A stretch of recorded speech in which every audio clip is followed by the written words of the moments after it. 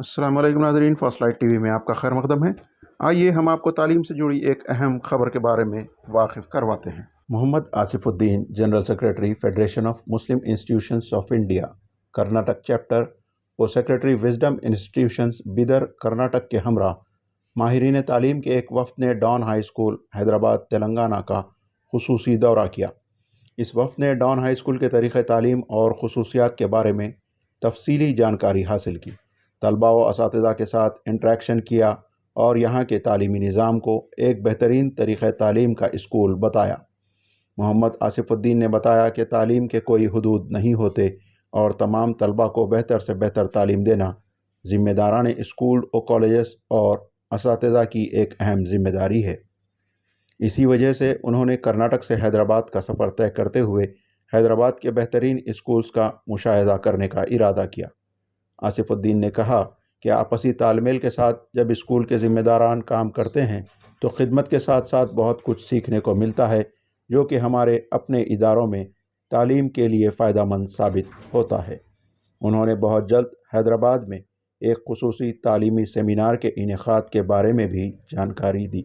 आइए जानते हैं Mohammad आसिफुद्दीन, general secretary federation of Muslim institutions of India Karnataka chapter के इस तालीमी दौरे के तासुरात। बिस्मिल्लाहिर्रहमानिर्रहीम। Mohammad आसिफुद्दीन, general secretary फेमी federation of Muslim educational institution of India Karnataka chapter Bidar. अल्हम्दुलिल्लाह आज 9 मार्च 2022 मैं मोहतरम फजलुर रहमान खुर्रम साहब की दावत पर डॉन स्कूल मलकपेट आया और यहाँ उन्होंने मेरा बड़ा पुरतपाक इस्तकबाल किया और ज़ियाफ़त की और अपने स्कूल को बताया। और मेरे आने का मकसद ही ये है कि इनका स्कूल देखूं और यहाँ पर वो कौन सी चीज़ है जो इनलाइटन है, यहाँ का कौन सा एस्पेक्ट। तो माशाअल्लाह मैंने 2 एस्पेक्ट यहाँ पर दूसरे स्कूलों के मुकाबिल में अलहदा डिफरेंटली पाए। सबसे पहली चीज़, यहाँ केजी से बच्चे हायर क्लासेस में they are speaking in English और फैकल्टीज़ टीचर्स भी ट्रेंड और इंग्लिश स्पीकिंग हैं।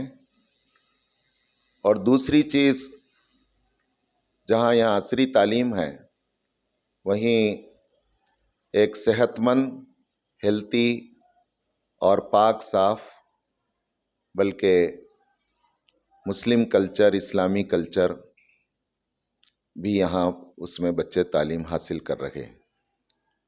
नमाज का अहतमाम किया जा रहा है, साथ साथ कुरान मजीद पढ़ाने का बाज़ाब्ता इंतज़ाम है। कुरान फहमी का, उसके लिए वो एक्सपर्ट्स की मदद लिए हैं। अल्हम्दुलिल्लाह ये 2 एस्पेक्ट डॉन स्कूल को दूसरे यहाँ के शहर के स्कूलों से मुमताज़ करती हैं। मेरी दुआ है कि ये स्कूल दिन दुगनी रात चौगनी तरक्की करे और खुर्रम साहब को अल्लाह ताला सेहत व आफ़ियत से रखे और ख़िदमत का मौका दे। डॉक्टर साहब, अभी जैसा हमारा आपसे तारुफ रहा कि आपका ताल्लुक फेमी से है, तो फेमी के बारे में भी अगर आप कुछ बता सकें तो बेहतर होगा। फेमी federation of Muslim educational institution of India, ये एक ऑल इंडिया मुस्लिम तालीमी इदारों के इंतज़ामिया का प्लेटफॉर्म है, जिसको मिल्लत के बुज़ुर्गों ने, मोहसिनों ने और हमदर्दों ने 2011 में तश्कील दिया है। अगरचे इसका बड़ा तारुफ अभी नहीं है, लेकिन इसकी अहमियत और ज़रूरत अब ख़ास तौर से 2 पस मंज़र में बहुत ज़्यादा उभर कर आई है। एक तो कोविड के 2 سال گزرنے کے بعد تعلیمی اداروں کی اور خصوصاً ملی تعلیمی اداروں کی جو حالت زار ہے، اس میں ایک دوسرے کو سنبھالا دینا، حوصلہ اور ہمت دینا اور اخلاقی اور مادی ممکنہ مدد کرنا اجتماعی طور پر ضروری ہے۔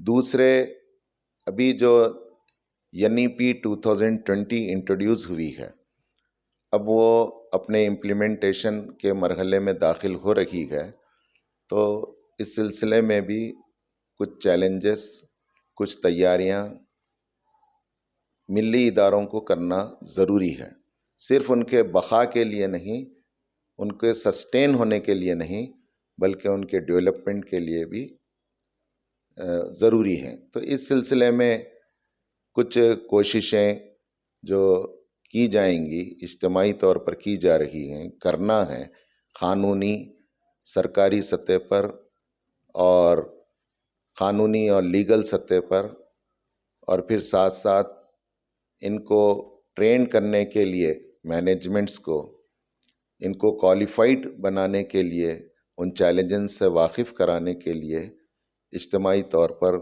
فیمی اسٹیٹ لیول کانفرنسز کر رہی ہے۔ ابھی گزشتہ بنگلور میں کرناٹک لیول پر 20 اور 21 نومبر 2021 کو کانفرنس ہوئی۔ ہم نے یہاں بھی خرم صاحب کو اور اذان اسکول والے اور اقرا اسکول والے 4-5 لوگوں کو ہم نے انوائٹ کیا تھا، الحمدللہ وہ لوگ شریک رہے۔ آج یہاں ڈان اسکول میں میری آمد اسی سلسلے میں، اسی پس منظر میں ہے، اور فیمی کی تلنگانہ کی کانفرنس 20 مارچ کو حیدرآباد میں ہونے والی ہے، اس کی تفصیلات آپ کو بتائی جائیں گی۔ کتنے آپ کے آرگنائزیشن کے تحت، فیمی کے تحت کتنے انسٹیٹیوشنز جڑے ہوئے ہیں؟ ابھی آرگنائزیشنل لیول پہ ہم نے جو کرناٹک میں کانفرنس کی تھی، وہاں پر الحمدللہ 200 اداروں کے ذمہ داران شریک تھے۔ ابھی یہاں تلنگانہ میں جو ٹارگٹ ہے وہ 300 مسلم مینجمنٹس کو جمع کریں گے۔ ظاہر ہے ملی اداروں کے جو مسائل ہیں، ہمارا یہ ماننا ہے کہ دیگر اداروں کے مقابل میں کچھ علیحدہ اور کچھ زیادہ ہیں، تو اس لیے ان کی علیحدہ پلیٹ فارم کی ضرورت بھی ہے، اور اس کے حل کے لیے اجتماعی کوششیں کرنا بھی ضروری ہے۔ تو آپ کیا سمجھتے ہیں کہ اس ضمن میں اقلیتوں کا جیسا خصوص کر آپ نے مسلمانوں کا ذکر آپ سے مطلب نکلتا ہے، تو کیا چیلنجز درپیش ہیں؟ کیا یہ ریاستی سطح پر ہیں یا ملکی سطح پر یہ چیلنجز؟ اقلیتوں، خصوصاً مذہبی اقلیتیں، دستور ہند اس بات کی اجازت دیتا ہے کہ مذہبی اقلیتیں اپنی تعلیمی ادارے کھول سکتے ہیں، اور اپنے کلچر اور اپنی تہذیب کے ساتھ وہ اپنی نئی نسل کی تعلیمی ضرورت کا انتظام کر سکتے ہیں۔ اسی کے تحت ملک بھر میں یہ تعلیمی ادارے کھولے گئے ہیں، اور یہ مسئلہ کسی ریاست کا نہیں ہے، پوری ملکی سطح کا ہے۔ اور سب سے اہم مسئلہ ان ملی اداروں کا ان کی مذہبی آئیڈینٹی کا ہے، اور ان کے ڈیولپمنٹ کا ہے۔ تو یہ جس غرض کے لیے دستور ہند نے اس کی اجازت دی تھی، وہ بھی NEP 2020 میں ایک تھریٹ کے طور پر دیکھا جا رہا ہے۔ ان مسائل کو حل کرنے کے لیے اجتماعیت کی ضرورت ہے۔ تو آپ کا جو دورہ ہے تلنگانہ کے حیدرآباد میں واقع ڈان ہائی اسکول میں، تو بیدر کرناٹک اور تلنگانہ حیدرآباد سے تعلقات کو مضبوط کرنے میں کیا رول ادا کر سکتا ہے؟ بے شک، چونکہ فیمی ایک آل انڈیا پلیٹ فارم ہے، اور ملت اور ملی ادارے کرناٹک اور تلنگانہ میں بانٹے نہیں جا سکتے۔ یہ پورے ملک کے ادارے ہیں اور ملت کے ادارے ہیں، چاہے وہ کسی بھی ریاست میں ہوں۔ ان کو ایڈریس کرنا فیمی کی ذمہ داری ہے، اور فیمی کے اغراض و مقاصد میں ایک اہم غرض یہ بھی ہے کہ ہم کسی ریاست میں کوئی کامیاب تجربہ کرتے ہیں، کوئی اچیومنٹ ہمیں ہوتا ہے تو ہم دوسروں کو شیئر کریں. Sharing and polling of resources and experiences یہ فیمی کے مقاصد میں سے ایک مقصد ہے، جس سے آپ دیکھیں گے کہ کم خرچ میں، کم صلاحیتوں کے ساتھ اور کم وقت میں آپ کو ایک کام ہوگا. جبکہ اگر انفرادی طور پر اگر کوئی کرنا چاہے گا تو زیادہ سرمایہ لگے گا، زیادہ صلاحیتیں لگیں گی اور زیادہ پیسہ لگے گا. مثال کے طور پر اقلیتوں کو مائنارٹی سرٹیفکیٹ دلانے کا معاملہ ہے، اقلیتوں کے اکاؤنٹس کے سلسلے میں 12AA لینے کے لیے رہنمائی کرنے کا معاملہ ہے. ضرورت پڑے تو بعض اداروں کو ATG بھی حاصل کرنا چاہیے، بعض اداروں کو CSR فنڈنگ آف انڈیا کے سرٹیفکیٹس بھی لے کر اس سے بھی تعاون اور مدد حاصل کرنا چاہیے. پھر خاص طور سے اقلیتی ادارے جو اقلیتوں کے لیے ریاستی اور ملکی سطح پر جو سرکاری اور نیم سرکاری اسکیمات ان کے لیے دی گئی ہیں، ہاں ان تک ان کی پہنچ ہو، اس کے لیے رہنمائی کرنا یہ فیمی کے مقاصد میں سے.